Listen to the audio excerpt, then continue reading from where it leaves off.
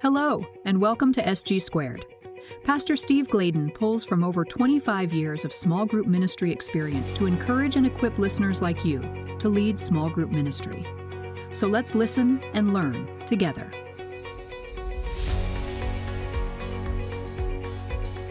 Welcome to SG Squared. Steve Gladen on small groups. Derek here with the man, Steve. How are you doing, man? Dude, sounds like I'm doing a little bit better than you. I mean, I know you're battling something right there, or you've got that puberty blocker hitting you strong.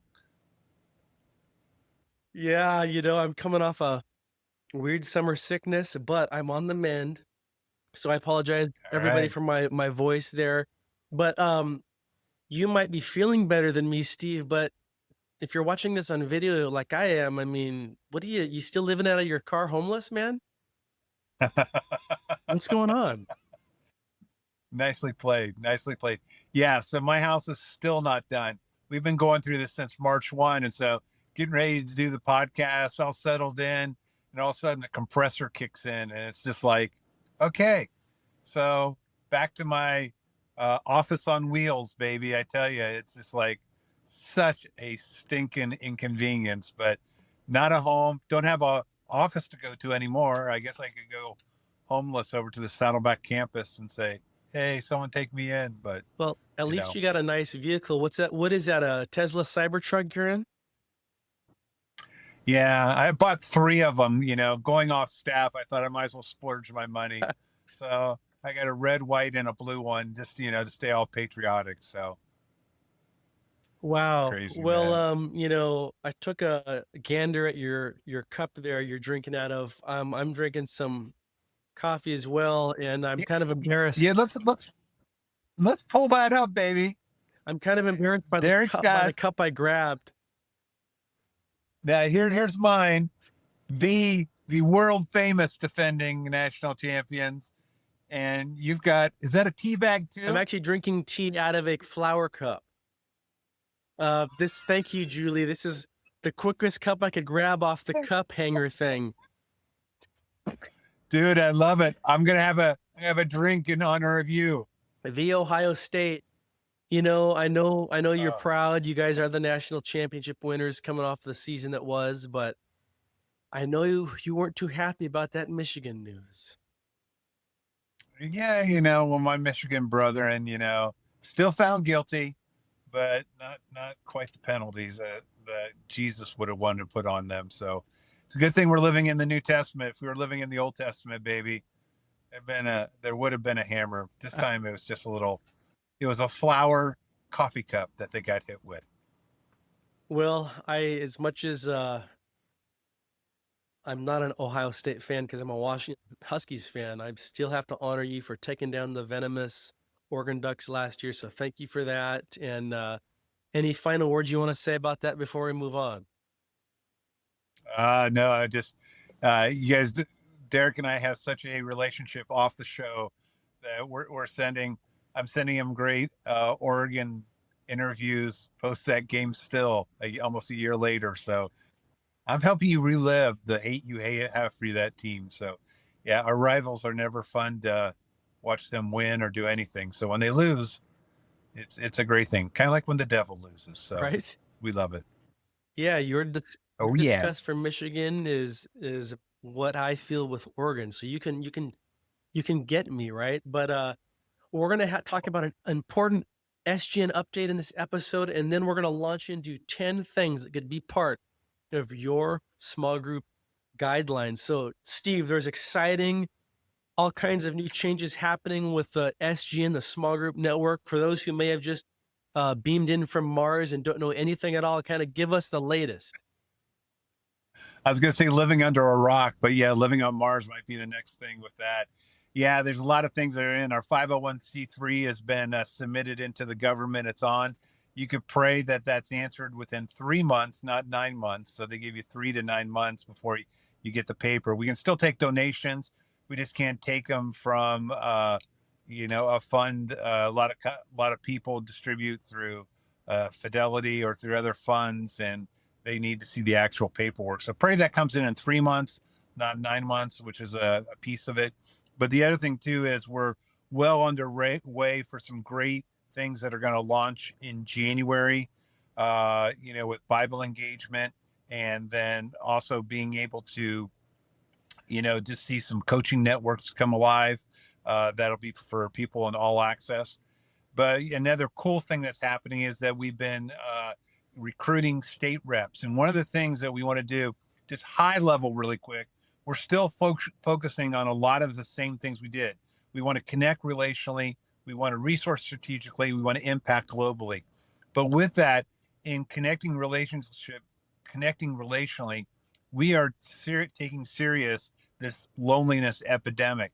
And we're wanting to end it for pastors that are out there by themselves and lonely with that, with their churches that are not connecting people the way they should into groups.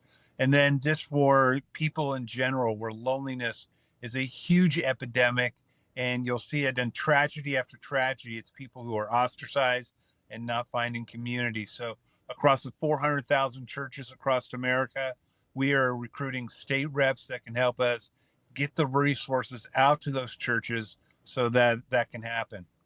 We want to resource strategically. And with that, we are hot on Bible engagement. And we're getting ready to release some fun stuff in the new year regarding that, with curriculum that your church can be able to use. But the Bible wasn't meant to be read in isolation. It was meant to be read in community. And it's not that isolation is bad, but when you read the Bible in community, I can't help but remind people that when my sister went to a small group, the leader knew the Lord less than 90 days. All she had was the Gospel of John to read through. And through reading that and asking questions, my sister came to know the Lord. And that was the toppling over of so many dominoes that led my whole family to Jesus. And so we want to get Bible engagement into a reality right there. But with all that, to be able to connect relationally and resource strategically, we're really hot on trying to get these state reps. So happen to have in my car a little piece of paper right here.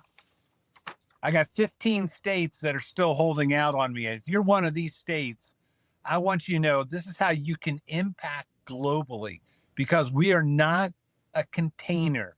We are a conduit, and everything we get, we give out. So much about the Dead Sea, when the Sea of Galilee, it's flowing, it's got life and everything. The Dead Sea, it's a container. It's just stagnant with that. But if you are in the state of Colorado, in Delaware, in Idaho, in Kansas, Kentucky, or Maine, or Mississippi, New Hampshire, North Dakota, Rhode Island, Vermont, West Virginia, or Wyoming, or there's two other states, Derek, and how ironic that these two states aren't a part of being a state rep, Michigan and Oregon. How could that be? How could that be that the godly states are definitely just hanging in there and doing what Jesus is calling? But so if you're one of those 15 states, I just want to encourage you just to, send me an email, Steve at smallgroupnetwork.com. Had to think through my email address, leaving staff. It's like, whoa. Or just call me up. My cell number is on social media. You can have it right there. But 949-836-6052. Hey, just call me. Let me know that you want to represent one of your states. But super excited to have over 70 people from multiple states. People in multiple states that are just excited to be able to say, I want to help be a state rep and push the small group network forward. So we're excited for what's happening, and also excited for all the groups that are probably launching and happening this fall.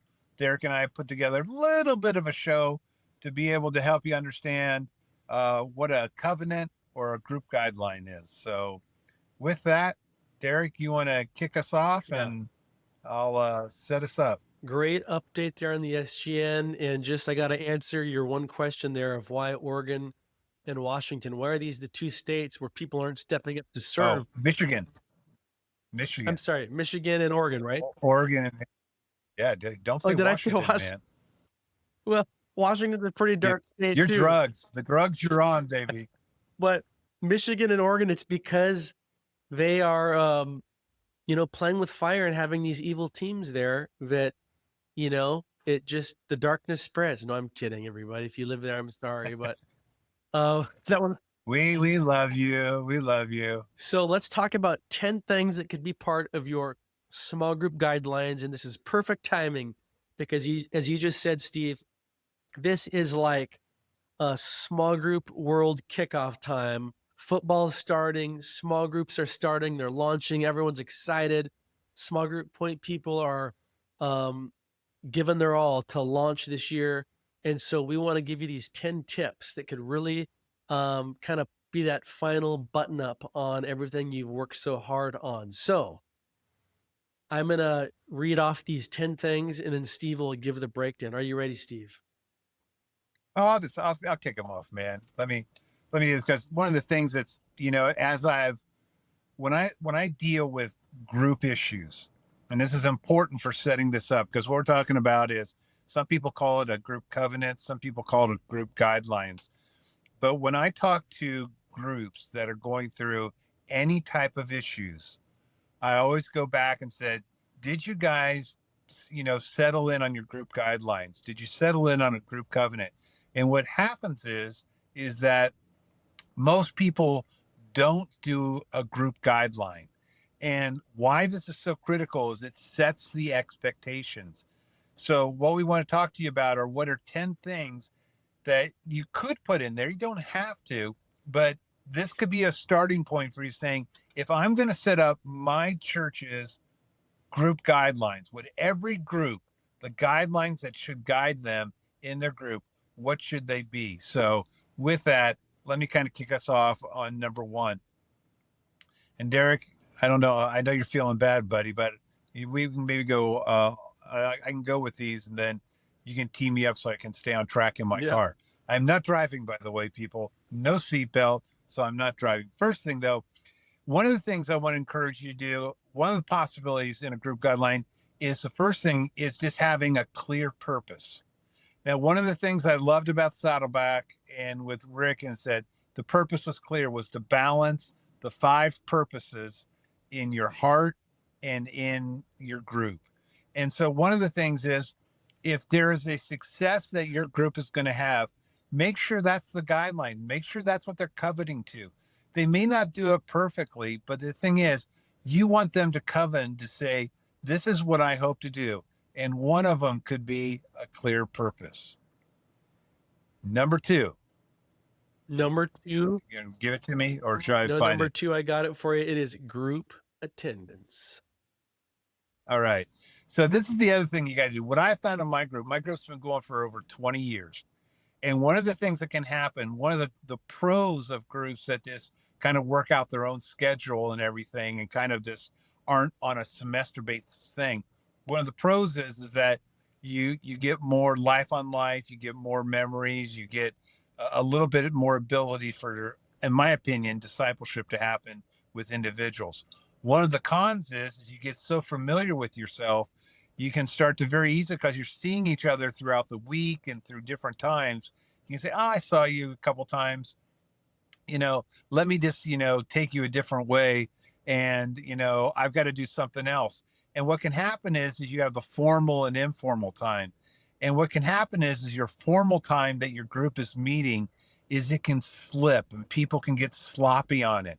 So one of the things that you've got to put into your covenant is that your group attendance, that you're going to commit to saying, as best we can. In my group, as best we can, Thursdays at 7:30, or right now, actually, we've moved up to 6. We're doing dinner together all the time now. But we say, we want to meet together. Are there times we don't meet? Sure.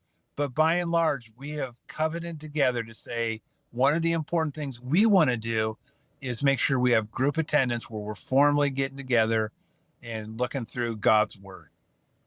And Steve, really quick, how long have you been in your same group together now? How many years? Dude, I always go by when the 3rd kid was born in some of our group members. So it's probably been 22 years. It's crazy. That is crazy awesome. So if Steve can do it for 20 plus years, we can commit to getting together in our groups for a 8-week period, which seems like, okay, that was number 2. Number 3, safe environment.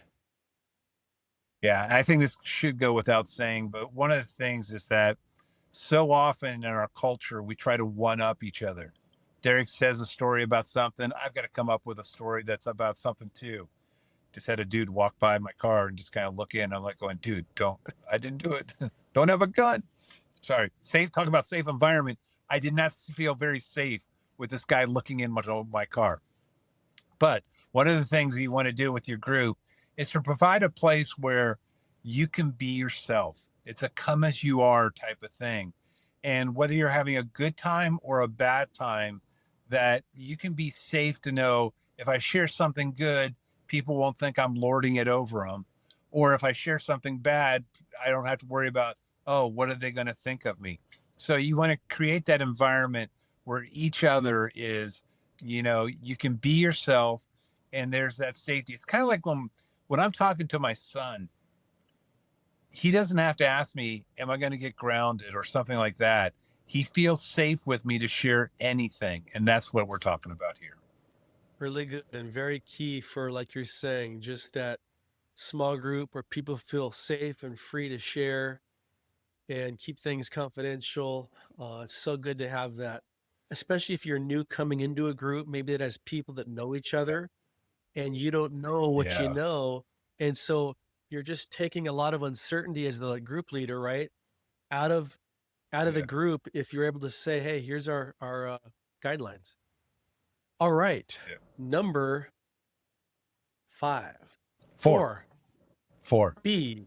Dude, you're on some serious drugs. Be confidential. Yeah. Well, the only thing that's going to give a safer environment is if there's confidentiality.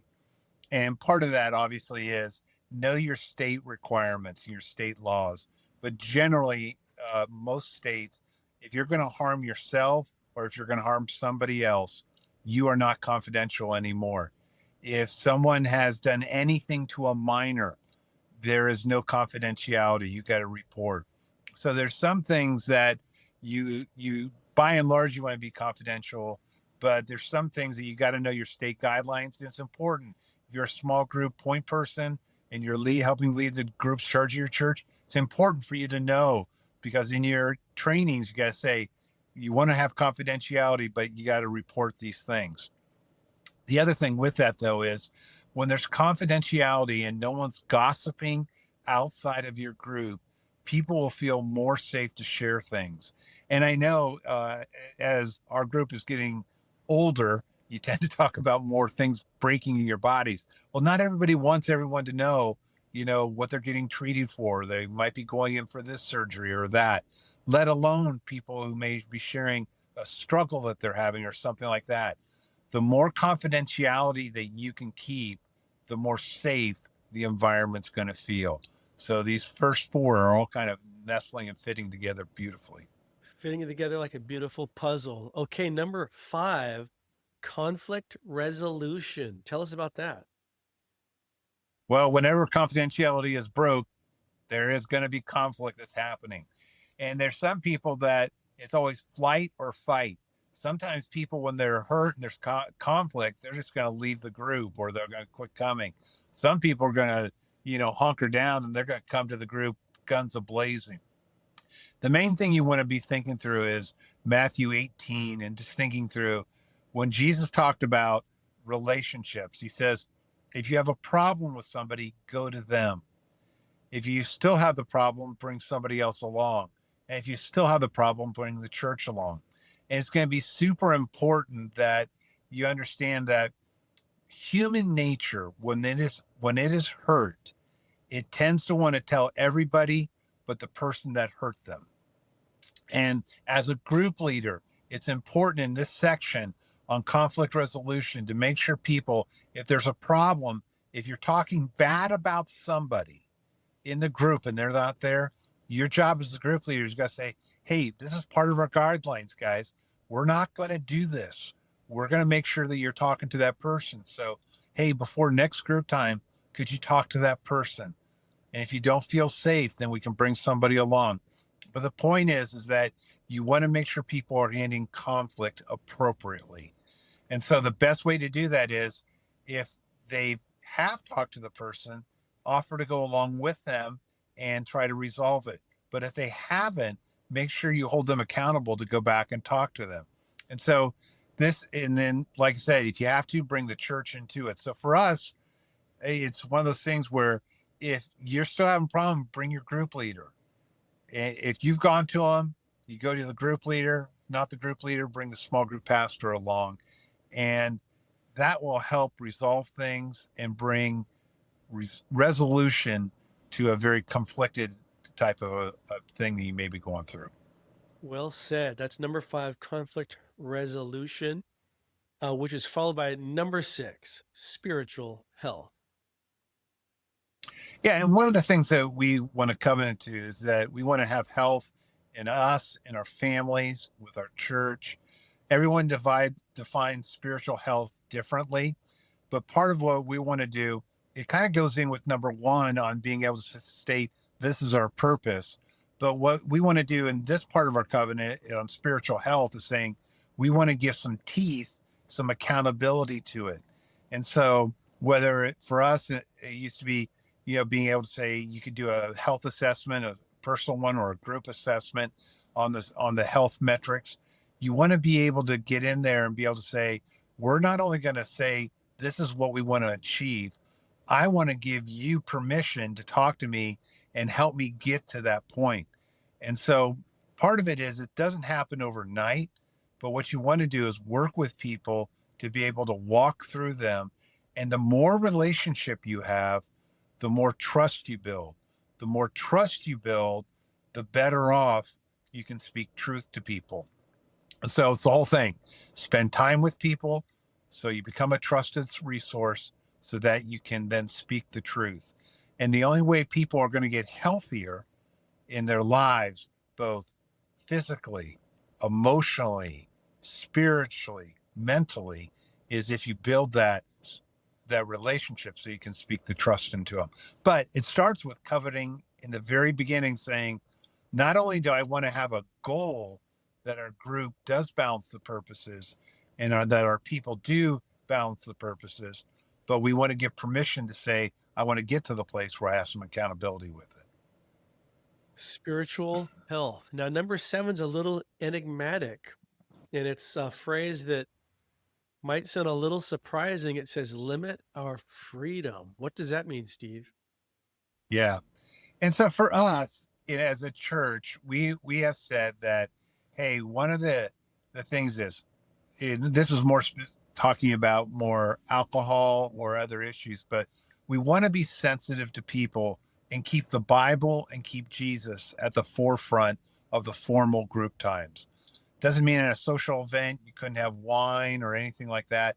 But what we're trying to say is we want to limit our freedoms with people around. You have no idea what people have gone through. And there's been different ways. I've been in ministry since 1984, long before Derek was born. And it's one of those things where I've seen things come and go. There was a time where it was cool in the church world just to cuss. It blew my mind, but sometimes you don't know what triggers people. Also, alcohol is another big one. Or, there's different things you can do. The point is you want to get to know the people well enough.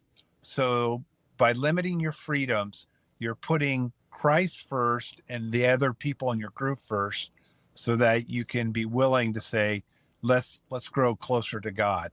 And so practically for us, we just ask, hey, at a formal group time, let's not serve alcohol.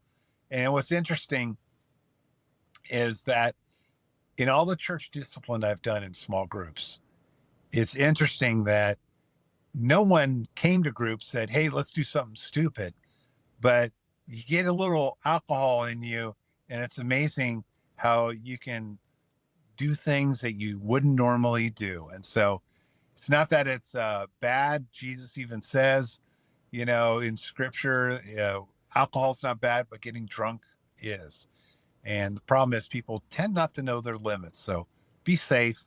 Don't be sorry. And another example on that would be, again, Jesus had some wine in the Bible. We're not saying that alcohol is evil, but limiting your freedom, I think here in the context, Steve, is like, it might not be the best idea to bring a 6-pack to a group night, because you might have somebody there who just is in alcohol rehab or just is coming off of that stuff, and you wouldn't want to make them slip back into their cycle, correct?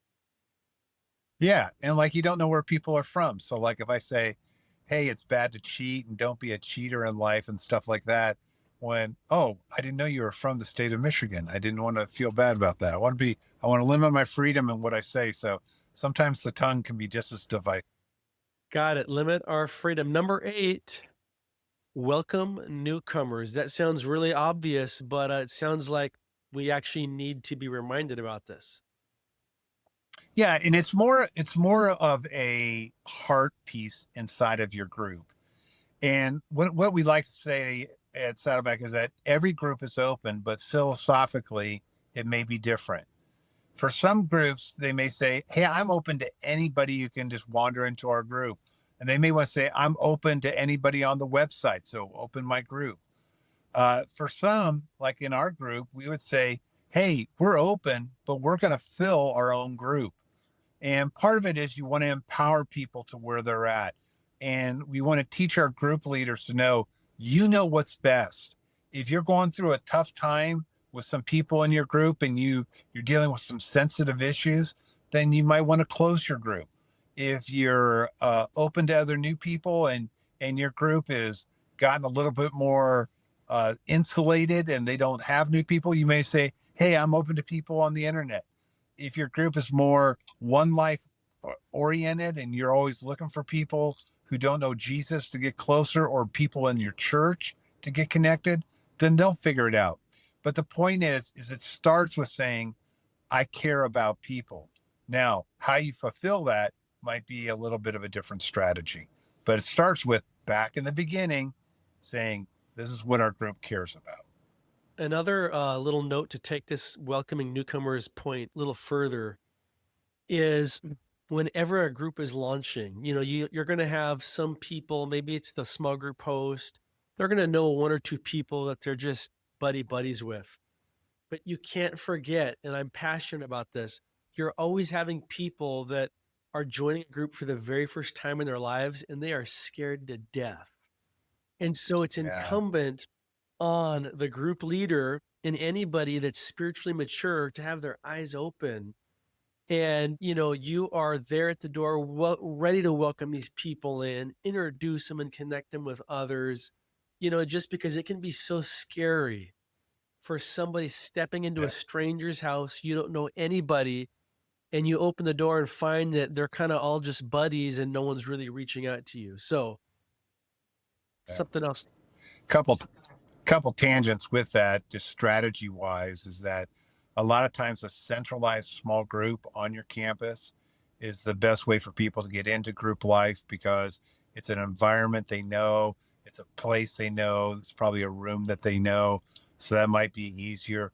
Or if you're going to do it decentralized in the home or something like that, invite new people more towards a social event inside your group that's happening. So if it's a dinner or something like that. So there's a lot of ways to strategize around it, but the main thing is have the heart towards doing it.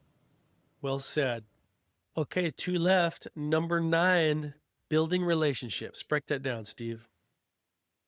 Yeah, and this is you're moving authentic community a little bit deeper inside your group. And part of this I've found is that what the covenant and what your guidelines are saying are, I'm going to build deeper relationships with people where I'm able to confess temptation before I have to confess sin.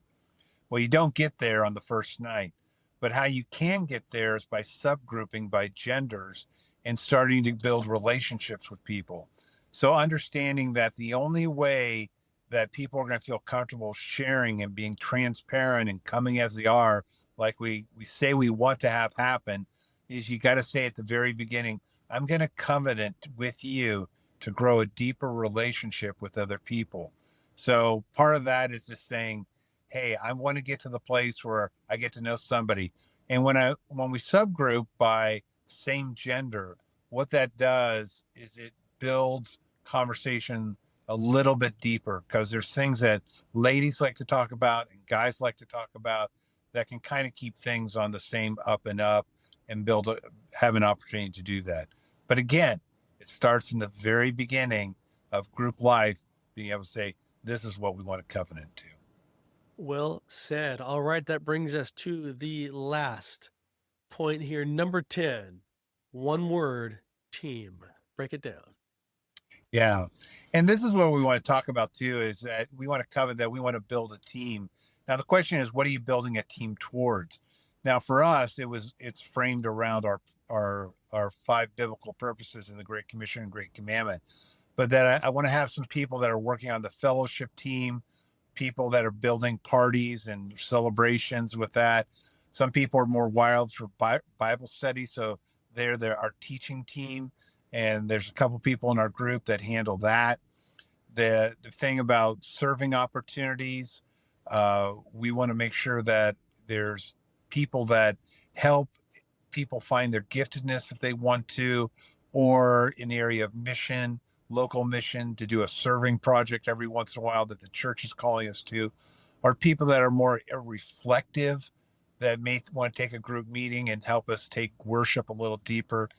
The point is that you want to build a team. I don't know how your church is structured, but the team building should be in direct correlation to spiritual health that we talked about, and in correlation to what your purpose is. Those 3 things should all align. But the point is that you want people involved. And when people are involved in their gifting that they have, they feel much more a critical part of the group by being a part of a team. And so you want to build your attendance better, make sure everybody feels they have a role and something that they're bringing to the group. You can start it out light early on in group life by saying, who's bringing a sweet, who's bringing a salty, who's bringing a drinks, who's bringing, something fresh to eat or something like that. But you want to give everybody something to bring, so they feel like, I'm part of this team, the small group team that's meeting at our house. But you can hopefully grow it beyond that to where they're operating in their spiritual giftedness, which builds spiritual health, which builds the purpose of happening, and not just being something written on a piece of paper. So there are your 10 things that could be a part of your small group guidelines this fall. That was quite a list, Steve. We made it through all 10 in record time. Any closing thoughts on this episode before we call it? Yeah. And this isn't inclusive or the only things that could be a part of your group guidelines. The main thing I would say is, first off, have a group guideline and make it customized to who your church is. You can use other guidelines and covenants that are printed out there and on the internet to help you kind of have a working template. But what makes it powerful is 2 things. One is when it aligns with what your church is trying to do in small groups. Number 2, when it is practiced and used early on in the groups. If you're in a semester base, do it early in your semester, saying, hey, let's set the expectations for our small group. Or if you're a lifelong group like we are, periodically just remind them, dig it out, read it, and remind each other why you're a part of this. So good, so good. Well, Steve, out of sportsmanship, I'd like to wish you good luck on your college football season. And I just pray that by the time I think it's game 4 rolls around, that's when Ohio State comes to play the Washington Huskies. And it's a tough stadium, brother. It's a tough stadium. Well, the point is sometime in 4 weeks from now, one of us will be happy. One of us will be just a little bit sadder. So it may be a very somber show. So, or maybe just one of us will be doing the show. Yeah. I might be so depressed if it doesn't go my way that I'll refuse to come on. So First off, get better. get better. Take your little flower coffee cup and go have some more tea. I'm going to. Well, Steve, any other parting words before we sign off? No, if you're one of those 15 states I mentioned early on in the podcast, ping me. Let me know that you want to not be on the sidelines, but you want to be a part of on the game field. So we'll go for it there. Steve, let me just ask you this. For people that might be considering this, in 30 seconds, what would be like the job description of a state leader? Yeah, a great question. One of the things is I sent an email out in the network last Monday. So that'd be sometime in late August or something like that I sent it out. That kind of list out the description. But the main thing is there's a proactive and a reactive side to it. The reactive side of a state leader is if somebody pings you and saying, I need help, you want to be able to give them help if you can, or broker them off to somebody else in the network who can help them. But the main thing is we want to be there for people, to pray for them and walk with them. The other thing too is more proactive. And we have people that are in the network that we have done a terrible job engaging with them. And what we want to do is build back that relational capital. So we want to have you calling into them to pray with them, getting to know them, their story, their family, and just building a relationship with them. We have thousands upon thousands of people that we need to build a relationship with. Now that I'm into this full time, and it's not all of our night jobs, but we want to work that out. So there's more of a reactive and a proactive side to the job description. It really is. Everyone's taking it at their own speed. Some people have more time than others. But if you love people, if you love being a pastor, if you love being a shepherd, this is a role for you. Awesome. Awesome. Well, we hope that this episode encouraged and equips all of you watching and listening to lead better small groups. And until next time, keep serving the Lord and keep serving people in your groups. See you later. All right. See you later, everyone. Thank you for listening. And don't forget to subscribe wherever you listen to podcasts. If you'd like to go deeper and get more resources or join the small group network, just head over to smallgroupnetwork.com. We'll see you next time.